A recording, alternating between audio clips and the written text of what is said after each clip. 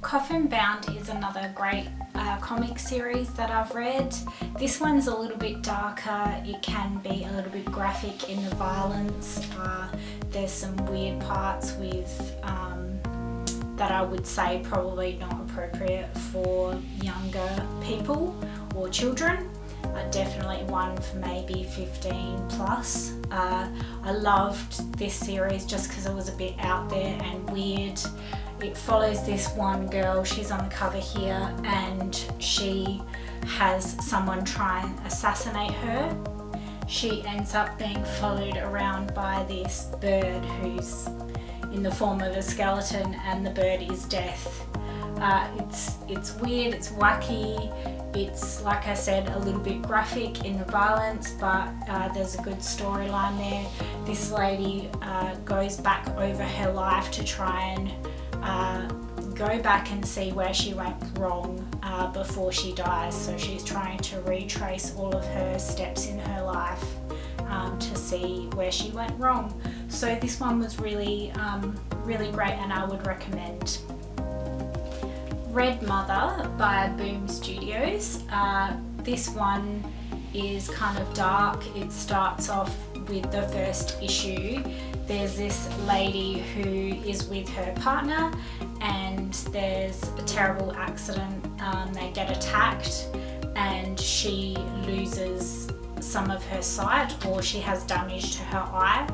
After they kind of treat her for her injuries, she starts seeing red sometimes, and she starts seeing these apparitions. She thinks she's going a little bit crazy. She thinks that maybe it's got something to do with damage in her eye. She doesn't really realise what's going on, but there seems like there's kind of something supernatural going on there. This one, I've only got a couple of issues, but it's one that is just intriguing and I really want to continue on. So yeah, Red Mother is one to watch out for. I think this is going to be an issue that you want to get in on early with these comics. Let me know if you're reading this. I'd love to hear your thoughts, or whether you've got any theories about where the story's going. But this one seems really good. The artwork's great, as you can see. It's really intense and effective. It really pops and gets your attention. So I think this one's going to be a great one to look out for. One of the comics that I really enjoyed reading is Elsewhere. This particular comic focuses on Amelia Earhart. She was the first female pilot. So this one's a little bit of a different take on Amelia. She gets dropped into this fantasy type world. She goes missing from the real world, and she ends up in this fantasy type world with alien looking creatures who do have a similar appearance to humans, although slightly different. Her main aim in this issue is to try and find her partner, and that's pretty much her focus throughout the whole issue. This was a lot of fun. I really liked this comic. As you can see, the artwork's pretty good. Some nice full page panels, and the colouring was really great. So I got this from my local comic book store, and they just had a few leftovers. I don't think they're making these issues anymore, but you should be able to get copies on Cosmixology. I'm not sure whether they'll be printing these again, but this was really a lot of fun and I would recommend. Another really great comic is Fair Lady. This is one of my favourite comics, and I was really disappointed when they decided not to make any more issues of this, when they cancelled it. This is basically about a world, a town, I guess you could say, and it's called Feld, and all the inhabitants live in the remains of what looks like a robot. You find out pretty much in the start of issue 1. You can see where they reside in the shape of this robot looking ruins. This was a lot of fun. basically you can read each comic. You don't have to have read the previous comics. They're episodical, so each comic focuses on a mystery that this lady here, she's the fair lady, it focuses on a mystery that she has to solve each comic issue. I really enjoyed this. It's set in a fantasy setting, and it's a bit of girl power. She's the only girl fair lady. There's fair men in these issues, and she's the only fair lady. I really enjoyed this. The coloring's really great, and it was just really enjoyable to read and try and see where each issue is going. It's something good to get your teeth into without having to read the whole series, but nevertheless I would recommend getting your hands on each of these. They were really great. Gnome and Omen is a comic that's very much supernatural in theme. It starts out with this car crash and a pregnant woman who is found near the site of the car crash, and basically the comic book series focuses on the girl who was the baby from this pregnant woman. It really is high supernatural themes. It can be a little bit hard to follow at times. I'm still trying to wrap my head around some of the storyline that's going on at the moment, and I think I'm definitely going to have to do a reread to see how it's progressing, because it can be a little bit confusing at times as to what's going on. But it focuses on this one girl, and she's kind of special. There's something different going on with her. She can see things that other people can't see, and it's if you're into the supernatural themes, if that's your kind of thing, then this is definitely something that I think you'd enjoy.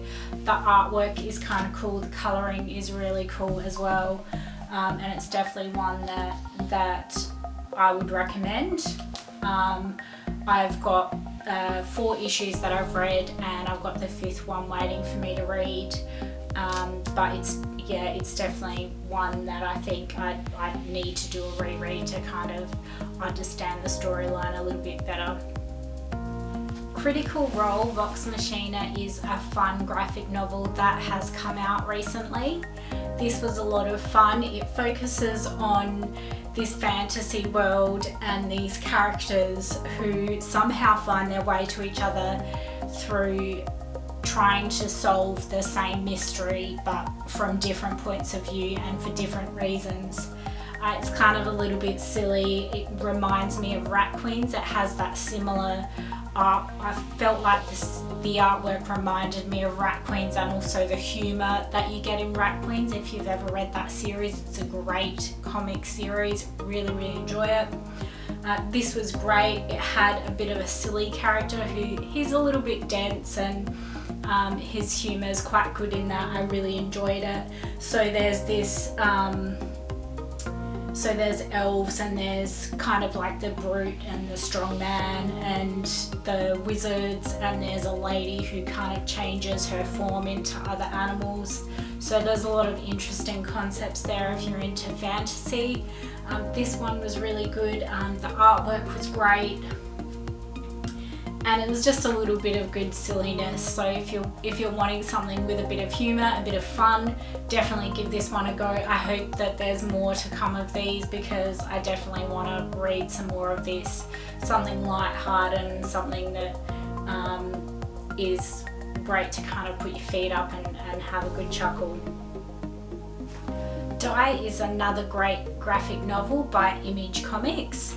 It's about a group of teenagers. They're 6 teenagers, and they play this fantasy role-playing game. They actually get drawn into this world. They disappear into this world, and 6 teenagers go in and only 5 come out.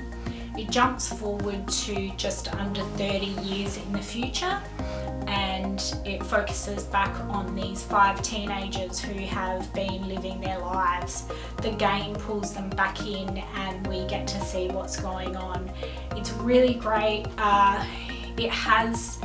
Each section, it focuses on a different teenager and provides a little bit of the backstory for them.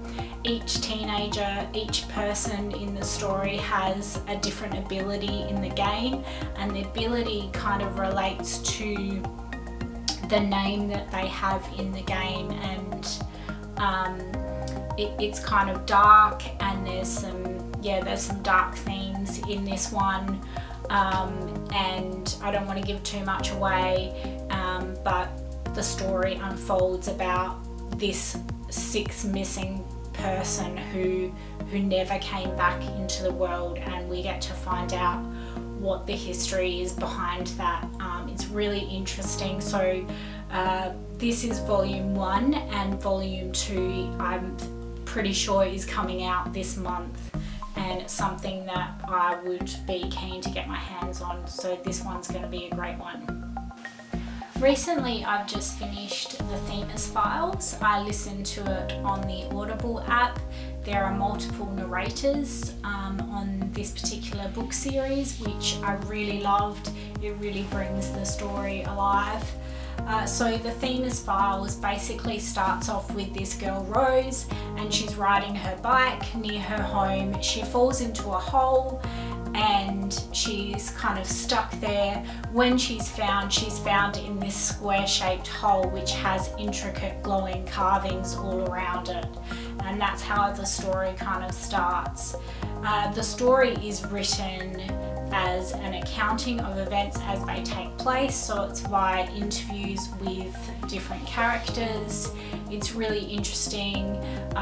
There's talk of aliens and there's talk of robots, and it focuses on a few different characters that are part of the military and pilots, and it was really interesting. I really enjoyed listening to this one. I'm not sure I would have enjoyed it to the same extent if I'd read it, but in an audio format it was really, really good. I would highly recommend. I love listening to audiobooks where there's multiple narrators, and these ones, all the narrators were really, really great. It's a fairly, they're not long Audible books, so each one I think was around the 10-hour mark, which is not bad for an audiobook. And in fact my son listened to the first audiobook as well, and he really enjoyed it.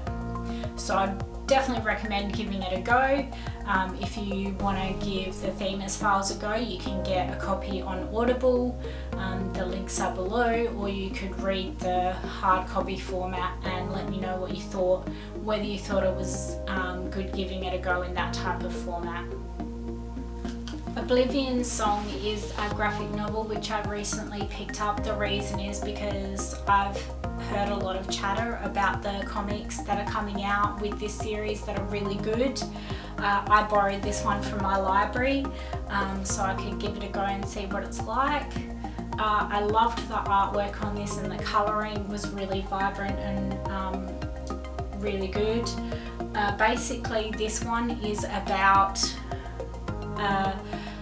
a whole section of the city disappears, and in its place there's these fungus type animals and wildlife and foliage that is left in its place, and society doesn't know where these people have disappeared, so the whole section disappears with the people along with it.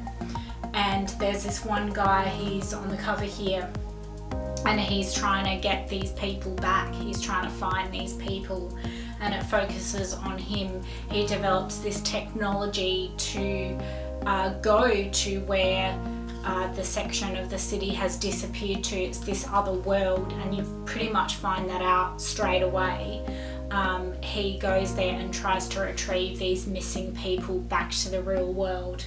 It's quite good, it's interesting. The story unfolds and reveals more and more about how this came about, how the part of the city disappeared in the first place. And I can see why people are talking about this, because there is so much potential for this story to get in deeper and and to really hook you in. So that's one of the ones that I'm thinking of giving a go.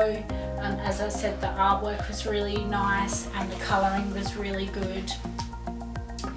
Nice full page panels. As you can see, there's this man here and he's got kind of this fungus type stuff growing on his outfit, and he's trying to blend into the background. So yeah, I really enjoyed this one, and let me know if you have read the later comics, and let me know your thoughts and whether you think it's worth having a read of the later ones and investing more time in this, because this is one that I think is quite interesting.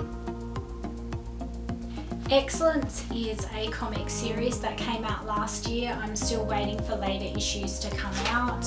I have issues 1 to 5. This series is about a boy who lives in a world with magic, but men are only able to yield magic. Women are not allowed to yield magic. There's a lot of rules around yielding the magic. There's a lot of rules around being able to have a wand and what you're allowed to do with your magic. It seems like a pretty repressed society. This is quite interesting. I'd like to see a little bit more focus on characters that are women, and how they cope in this world where they don't really have any say, and the way that they're repressed in this society. So it has this boy that it focuses on, and he's a pretty angry guy. He had a pretty tough father. It focuses on that relationship with his father. The artwork was kind of cool, has a edgy feel to it. So I'm looking forward to some more issues coming out this year for this. I think they're coming out later in the year, maybe in a month or so. But this one is one to give a go, and I think, yeah, if they bring in some more focus on maybe some female characters, that would be really great. So I'm interested to see where this one goes. Heart Attack is a new issue. Hasn't been out very long. I've got the first 3 issues. Actually, I think I've got the 4th. I haven't read the 4th yet. So basically, this is in a world where there's been a disease that has affected society, and many people have died from this disease. And the people that have survived, the disease, end up with these abilities. It focuses on these 2 guys here, and when they meet, they have this combined power that they experience when they're touching. It's also a pretty repressed society. There's a great big wall which separates part of the world from the rest of the world. So the rules around people that live inside the wall are very repressed, and the rest of the world kind of doesn't have the same view. So these guys are trying to fight for their rights, and they're living in this world where they fear these people with the abilities, and they want to control them. So this has some potential. The artwork is okay. Not one of my favourite in terms of artwork, but still pretty good nonetheless, and something that I think, yeah, it's a bit of fun, and we'll see where this one goes. Lucy Claire Redemption. So this is another Image comic. As you can tell, I really like the Image comics. So it focuses on this character. She fights werewolves, and all the werewolves have been previously defeated many years earlier. There's a tragedy that's happened in her family prior to this, and the wolves actually reappear, thinking that it's safe for them to reappear, and they start attacking people, and this girl comes back. She's kind of drawn back into it almost against her own will, and it focuses on her. So I've only read 1 issue of this. It's okay.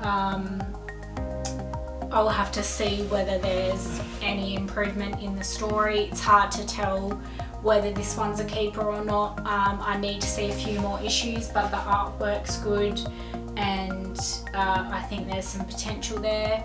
So I'm going to give this one a go for a little bit longer. So curse words. There might be quite a few of you out there that have read curse words because it's been around for a little bit. I've got volumes 1 and 2, and I know that there's a few more volumes out there. It's completely wacky and ridiculous.